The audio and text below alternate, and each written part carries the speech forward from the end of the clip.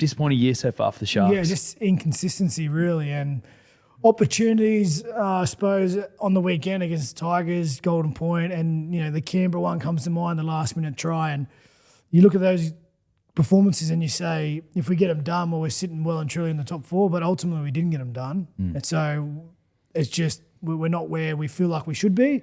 But you got to take the lessons out of it and keep chipping away, because you lose a couple more of those close ones, and then that fight for the top 4 really becomes hard. With the Sharks, Wade, and obviously we're just looking at, not just particularly at this game, but you hope that those incidences against the Raiders, against Tigers last week, they don't come back to haunt them in games, but also when they look back, and you can even now as we go into Magic Round, what is it, round 9? Yeah. You can start to play what if. What if? Yeah. You can start to be like having regret that, and it's a mental thing about letting it go before the game, but then also within the game.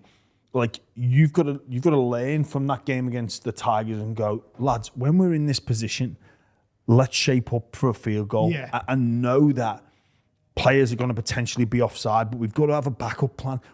For me, they were far too reactive in that position of 18 all or whatever it was, 16, 18 all. Well, it's I look at that stuff as it's easy for me, because you need to learn from it, right? Because if you don't, well, then you won't get enough wins to get to the right time of the season. And then even if you're in at the right time of the season, if you haven't learned from it, you're not going to get it done anyway. So if they want to go on the trajectory that I know they want to go, and we've certainly still seen glimpses of how good they can be when they get it right, they need to tighten up that area, clean that area up. And it comes down to, obviously being connected as a group and just clarity, like just understanding your role, understanding your job, particularly in those moments, Jimmy, where your decision making, it's not necessarily your decision making, it's what you're doing to give yourself an opportunity to execute your skill. Now, if you get a good opportunity and you just miss your execution, you can live with that, because no one's ever going to execute perfectly 100% of the time. But the fact that